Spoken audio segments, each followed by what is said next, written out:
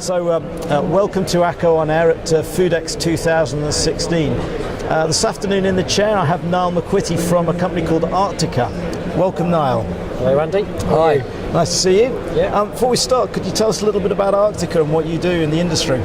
Yes, we're a multidisciplinary consultancy offering architecture, process engineering and cost consultancy. Right. So we kind of offer a sort of one-stop shop, but we're an architectural-led practice, so we pride ourselves on being design, solution, innovative, ideas oriented, as opposed to slopey shoulder project manager types who like to pass the buck, really. So, right. yes. And you work just in the UK or further afield? No, we've worked in Australia. We've done a couple of jobs in Sydney. We've got another one that we're looking at. We've built a salad factory in China. So yeah, we get around a little bit. Okay. I imagine the complexity of doing work in China is somewhat different from working in, yes. say, the UK or other parts of Europe. Yeah, very much so. They're probably 30, 40 years behind in terms of their know-how, skills. So they're very good at day-to-day innovative solutions to actually solve problems. I won't call it bodging, but you get the idea. But the knowledge base is quite low, and a lot of the technologies that we take for granted here you can't get. So if you look at drainage, for instance, they don't know what E-hedge is, they wouldn't know one end of the hygienic drainage component from another. They still like to use things like terrazzo on floors, so it's quite a low. So there's a steep learning curve for them to go through. Very much so, and part of the problem is that a lot of the auditors from the businesses that they're supplying into are now either American or European, so the standards are rising very quickly in terms of their customers' expectations, and they're playing catch up on a number of fronts, and that's quite a challenge for them. Okay, interesting. So when you and your team are considering some requirements for hygiene at the start of a project, what are the key things that you look for in a design then? Well, there's a number of areas. The main focus would obviously be the floor, and one of the reasons for that is it is so difficult to get back in and do any work to make it good. So if you make a mess of it, very, very difficult. We've had that problem in China, and of course people think, oh, we'll just come in, take the floor up, make it good.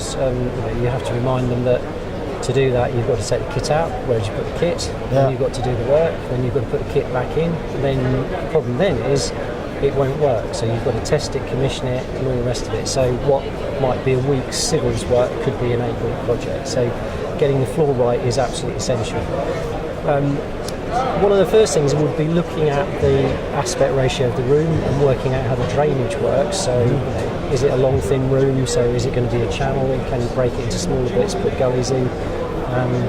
We wouldn't recommend anything less than 1 in 64. And trying to get the proportions right so that you can get 1 in 60, but then don't end up with something that's 1 in 100, or even worse, maybe something that's 1 in 20, is vitally important.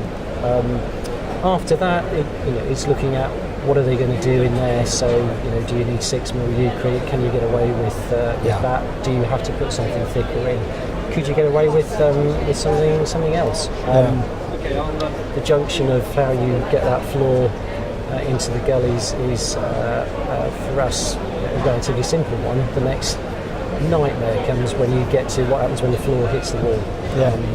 Is it a curb? Is it concrete? Is it got Ucrete on? Do you need a barrier? Is it a stainless steel curb? What's the sequence from a construction point of view? If you go stainless steel, you've got to be able to get the wall on and then be able to sort the curb out later on. So all those sorts of things are sort of very important. So in many respects, the success or failure is really in the detail. Absolutely, yes, because that's how you get your work assessed by the clients. They will go round with a fine-tooth comb. In the UK then, do you think that the industry, largely the food processing industry, use specialist consultants, specialist contractors, specialist knowledge people sufficiently, or do you think they still operate with the wider construction community? I think I was talking to somebody on our stand this morning and having exactly the same conversation. And part of the problem is that there used to be a lot more centralised knowledge base. When we were working with clients 15 years ago, there would be a head of engineering, there'd be a project team underneath that, there'd be a set of standards to work to. Now it's much more fractured, fragmented. You deal with one business division in a client and they do one thing, you go to another faction, they do something completely different. And technical people don't help because they'll let something go in one factory and then pick you up on it in another. So it's very difficult. And I do feel for them because in a lot of cases they're under a lot of pressure, particularly from a production and a marketing point of view, to deliver specials or whatever offer happens to be on. And if they get a problem with the floor, you've got 6 hours to fix it. So they are forced, I think, quite often into situations where they've got to do something they probably know isn't right, but that's the pressures they're under. And I guess that's because of the limited capacity in the UK ultimately. Yeah, and I think since 2008 they've sweated the people, they've sweated the asset, they've sweated the equipment and the building, and they're in a position where they don't have room to move something somewhere else, so they can get at an area to free it up. So it's a sort of vicious circle. Fair enough. Okay, interesting. In terms of the future then of the food industry and its progression in the UK, what do you think the big challenge that they face is going forward then? I think there's an awful lot of ageing stock buildings. People aren't building lots of new facilities like they were 15 years ago. Some of the clients we're looking at now is the challenges are around how you actually completely refurbish the building and keep them in production. And in some cases, at feasibility level, you're having to weigh the pros and cons of, is it cheaper to refurbish it, or are you better off biting the bullet, finding somewhere else or knocking it down? And we've done a lot of that in the last 5 or 6 years.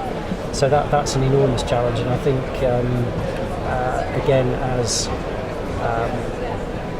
they get better in terms of dealing with bugs and cleaner production. To my mind, they're making a rod for their own back at some levels, because the cleaner it gets, then the cleaner it has to stay, and it becomes a vicious circle, and you're chasing that, ever decreasing margin of error. And at some point, they're going to be something terrified. will go wrong. Something will go wrong. Yeah, interesting. A lot of supply chain companies here at Foodex.